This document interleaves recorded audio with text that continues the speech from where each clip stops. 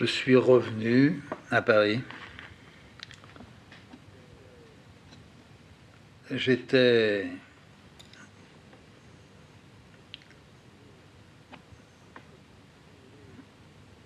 comme usé si profondément. Ce qui s'était passé pendant ces 3 journées-là avait peut-être fait comme un bond dans le vide, et je descendais dans le train. Dans la nuit. Je serai à Paris le lendemain vers 7 heures. Dans le train, je regardais ceux qui, à côté de moi, dormaient, ou ceux qui tiraient leurs jambes, retrouvaient une place à une tête qui n'en pouvait plus, un autre homme, se levait toutes les 10 minutes, tous les quarts d'heure, passait dans le couloir, faisait quelques pas et rentrait. Il avait une petite lampe électrique et regardait sa montre. Moi, je regardais un peu dans le vide ce que Cécile non seulement venait de traverser, mais ce dans quoi elle était entrée. Imprévisible pour moi, bien sûr, pour elle aussi. Imprévu pour le médecin que nous avions commis l'erreur de suivre. Le mauvais conseil de Lazare qui m'avait dit « c'est une bénédiction que nous nous soyons rencontrés ». Seulement, rien n'était moins sûr. Est-ce que s'il n'y avait pas eu Salmanov, est-ce que Cécile se serait pliée? Est-ce qu'il ne fallait pas qu'elle passe par où elle avait dû passer, pour non pas qu'elle accepte, mais pour qu'une extrémité se montre, et que faisant pour moi, cette erreur de il faut que je paye maintenant ce que les autres ont payé il y a 10 ans.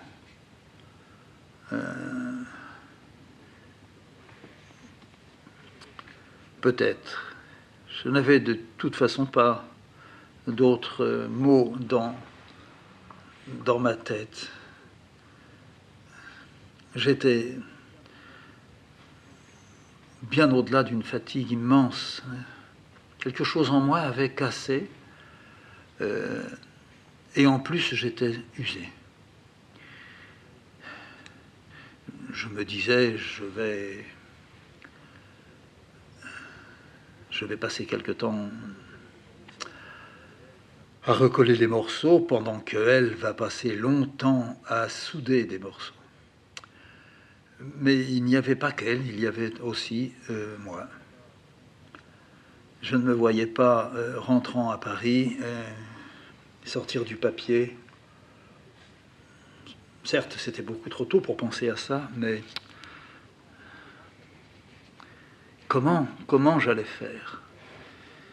Je remontais un peu en arrière, je me voyais quittant Marseille. Ce n'était pas dans les mêmes conditions. J'étais malade, j'étais brisé. J'avais été brisé, et je m'étais aussi prêté à ça. Mais quelque chose en moi se teintait à ce moment-là. J'avais des valises avec des livres dedans. J'avais des noms dans ma tête. Des noms d'hommes que je ne connaîtrais jamais. Breton, Guénon, tant d'autres aussi. Mais j'allais connaître quelque chose. J'étais entré dans la voie. Je me persuadais que j'étais entré dans la voie, que j'allais regagner après les montagnes, une autre ville que je connaissais un peu. Un peu Paris, je ne connaissais pas tellement. Je ne sortais pas de mon quartier quand j'étais dans mon quartier. J'ai passé 16 ans sans aller plus loin que la porte de Saint-Cloud, le pont de Suresnes. Seulement quand j'ai travaillé dans l'usine de Beson, je suis allé un peu plus loin. Mais je n'allais pas à Paris. Je ne connaissais pas Paris. Je connaissais plus Paris parce que ma mère m'en disait, qu'elle m'en rapportait, et par mon père qui lui inventait Paris. Mais là, je rentrais dans Paris. Bientôt, dans quelques heures, je serai là-bas. Je prendrai le métro. J'arriverai rue Friand, je mettrai la clé dans la serrure. Je rentrerai dans les pièces. Je retrouverai la table de Cécile avec son cadre et ses outils prêts. Une plaque que j'avais laissée là. Une plaque que je nettoyais, que je laissais brillante. Elle n'y avait pas encore touché quand elle est partie. Ça faisait des mois que la plaque était là. Elle se ternissait et je la frottais. Je retrouverai aussi ma table.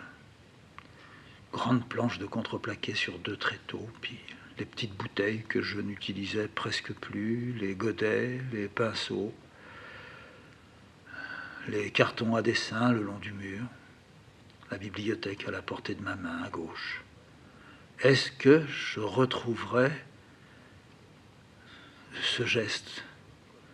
Je dessinais, je colorais, et instinctivement ou mécaniquement, j'allais vers un rayon, je levais mon bras, je tâtais les livres. J'aimais bien aller comme ça, non pas au hasard, mais ma main allait là où je voulais qu'elle aille, sans regarder. Et à l'épaisseur du livre peut-être, à son format aussi, je touchais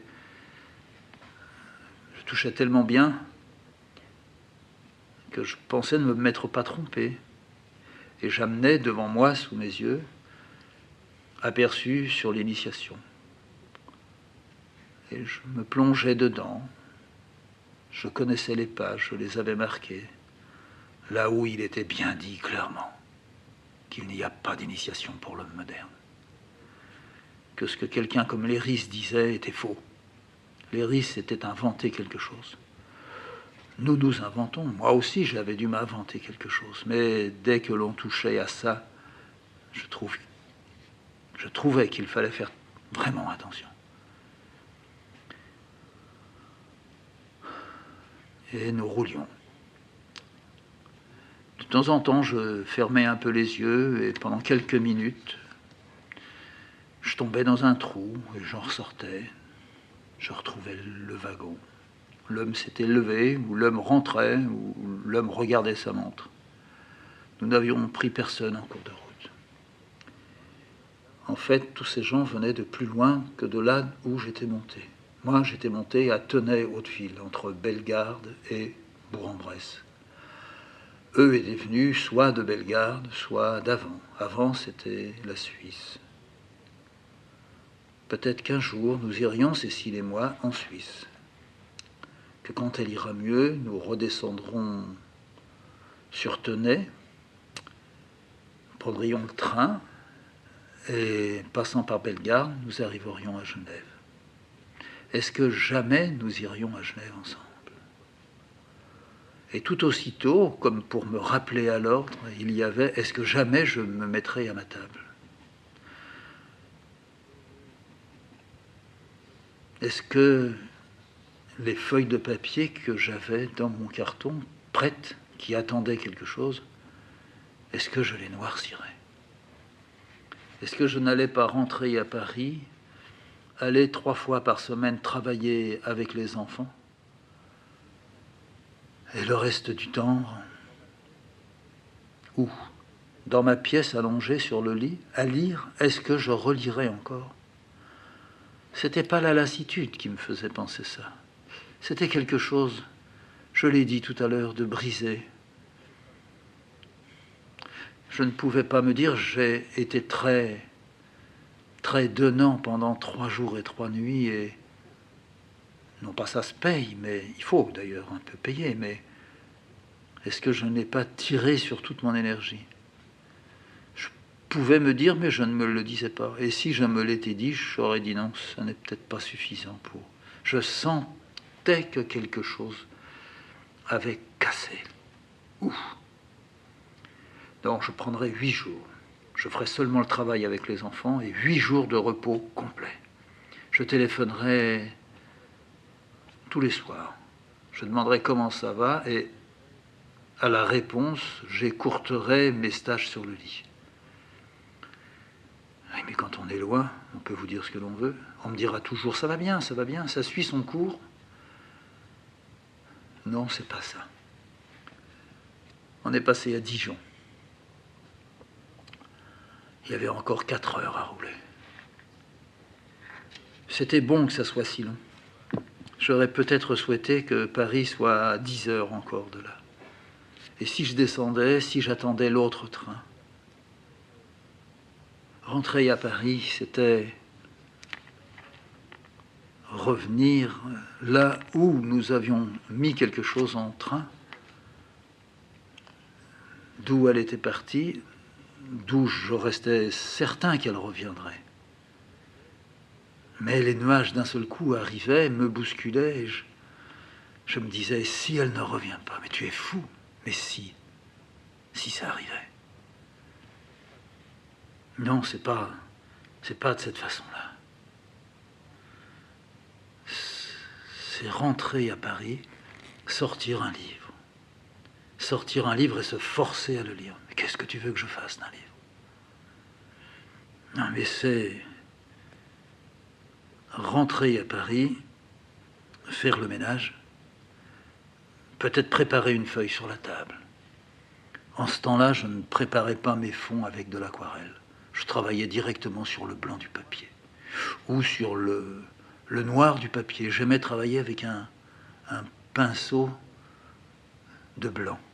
J'aimais beaucoup faire ça. Je déchirais parce que ça ne me menait nulle part, mais j'avais une fascination à voir ces petites fusées blanches que mon pinceau traçait. J'irai à la chapelle de l'hôpital où Cécile avait fait faire ses premières radios, ce qui a tout déclenché, ce qui a tout fait découvrir quand elle était revenue, l'état dans lequel elle était. Est-ce qu'il y aura encore des moments comme ça? Est-ce que ça n'est pas fini, ça, de ce côté-là? Est-ce que... Le train est reparti de Dijon. Dijon, j'y étais venu. J'y étais passé, j'y étais resté un moment. J'avais attendu, là, une correspondance. Dijon, c'était le départ de Paris quand j'avais 18 ans. Le petit réseau venait de se faire choper. Nous n'étions qu'une dizaine rescapés. Plus d'usines, plus de travail, planqués. Et les premiers à partir rejoindre, en train, un petit noyau qui se constituait ailleurs, loin près de Dole. C'est tout ce que j'en avais su au départ. On arrivera en s'arrêtant par Dijon à Dole. Mais ça s'était passé comme ça. Dijon, la grande salle d'attente où j'avais attendu, en m'évitant de regarder en dessous, si quelqu'un rentrait, si quelqu'un tournait autour des gens, si quelqu'un demandait des papiers, des cartes. J'avais fait comme si je dormais. On avait tous les risques pour se faire prendre. J'étais en bleu de travail, mais le camouflage n'était certainement pas suffisant. L'espèce de sac que j'avais avec moi, compromettant peut-être. 2-3 chemises, des chaussettes, un pull, c'est tout. Quelques sucres que j'avais chopés dans la boîte de sucre de ma mère. Non, ça s'était bien passé. J'avais pu reprendre le train qui menait à Dole. À Dole, ça s'était aussi bien passé. J'avais pu sortir. Et un peu après la gare, là où On devait se retrouver. On s'était retrouvés. Et puis j'avais connu Dole autrement. J'y avais pensé très souvent. Surtout quand Cécile me disait « Moi, j'aurais dû être pris à... » J'avais fini par dire « Moi aussi, j'aurais pu être pris. » Mais je ne dirais pas « J'aurais dû être pris. » Mais j'aurais pu l'être. Et puis je lui avais raconté. J'étais venu à l'arrivée du train de Dijon, arrêt à Dole, pour récupérer les derniers du petit groupe qui ne s'était pas fait choper et qui, comme nous, venait de faire le voyage. Changement à Dijon, descente à Dole, et de là, 30 km, camionnette, les bois. Seulement, il y avait eu un os. L'os, c'était que sur le quai de la gare où je les attendais, de loin j'ai vu le train arriver. Il n'y avait rien sur le quai ni dans le hall de la gare qui signala que quelque chose s'était produit. Donc je pouvais les attendre en marchant, toujours habillé en bleu. Ma chance, c'est que j'étais un peu en dehors du quai. Le train est arrivé, a stoppé. J'ai fumé une cigarette. J'ai regardé sans regarder. J'étais à côté à la barrière. J'ai vu descendre 2-3 gars. L'un était un copain. J'étais content. C'était fait. Ils étaient arrivés. Puis encore 2 ou 3 autres. Mais il y avait quelque chose qui ne collait pas très bien. Ils ne marchaient pas. Ils étaient descendus et restaient là. Mais je n'ai pas compris. C'était pas normal. De loin, je les ai comptés. J'ai resté toujours à côté à la barrière. Pourquoi ils ne marchent pas? Enfin, le dernier est descendu. Et avec lui est descendu un soldat. Et puis j'ai vu à ce moment-là d'autres soldats. Je ne pouvais plus reculer, je ne pouvais qu'aller au-devant d'eux, mais ne pas m'arrêter. J'ai voulu leur montrer que j'étais là, j'ai mis ma main un peu en l'air, et le premier que je connaissais a tout doucement mis sa main vers sa bouche, et c'était comme un « Chut, attention, on est pris ». Mais c'était fait, je comprenais ça.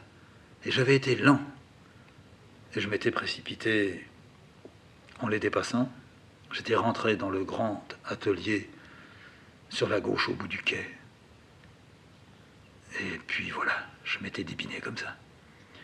Le mieux que j'avais à faire, c'était filer. Et pas filer dans la direction qui me ramènerait là-bas. Pas vers la camionnette. Filer dans une autre direction, ailleurs. Si on me suivait, que ça n'indique rien. Et de ce côté-là, pour moi, j'avais pu passer. J'étais revenu. J'avais dit, ils se sont tous fait choper. C'est ce que j'avais dit à Cécile. J'aurais pu. Là, j'aurais pu. C'est vraiment la fois où j'aurais pu. Il y en a eu d'autres. Mais celle-là était la plus certaine. Moi, en bleu, personne sur le quai, à côté, il y a une barrière, complètement con. Tout ce qu'il ne fallait pas faire. Aucun ouvrier ne s'accote à une barrière. Un ouvrier, ça bosse. Ça bosse, ça marche, c'est tout. Ouais. On aurait pu me taper sur l'épaule et dire suivez-moi. C'était chocolat. Tout le reste s'écroulait. Bon, ça n'a pas été. Ce qui n'a pas été non plus, c'est que je ne suis jamais retourné dans le quartier de l'usine. Après, longtemps après, des années après, maintenant, et même en rentrant à Paris, demain, après-demain, je ne suis jamais retourné pour voir si, à la porte de l'usine, on avait foutu une plaque, comme on fait, et mis tous les noms de ceux qui s'étaient fait choper, et de ceux qui n'étaient certainement pas revenus. Une fois, Cécile m'a dit « Pourquoi tu n'y es pas allé? Et pourquoi j'irai? Ça va me servir à quoi? Je sais qu'ils sont partis, ils ne sont pas revenus. » Et s'ils étaient revenus? Et alors, qu'est-ce que tu veux que je fasse? Que j'aille les voir et que je dise j'étais là le jour de votre arrivée sur le quai de la gare. J'ai vu que vous étiez coincé. Et alors? Rien. Je l'ai dit en arrivant, c'était beaucoup plus important. J'ai pu le dire. Ils ont pu prévenir que c'était brûlé. Mais moi,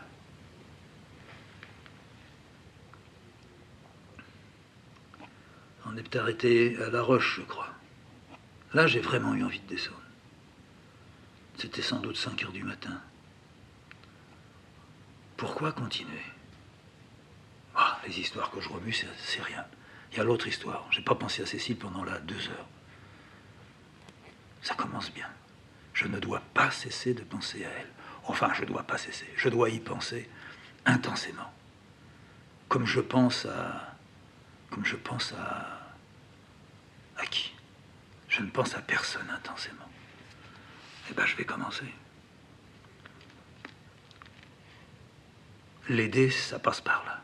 Oui. L'aider, ça passe aussi par je dois travailler. Oui. L'aider, ça passe aussi par je dois tenir le coup. Est-ce que je tiens le coup?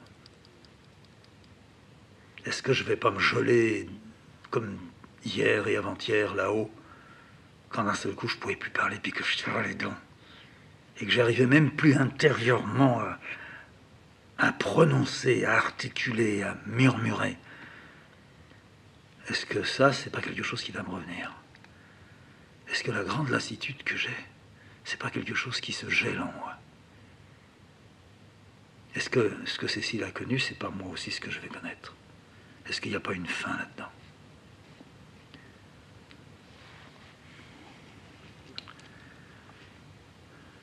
J'essayais de me réciter un poème que j'aurais pu faire remonter. Je n'ai jamais été fort pour les choses apprises de cette façon-là. Enfant, je n'y arrivais pas. Puis plus tard, j'essayais même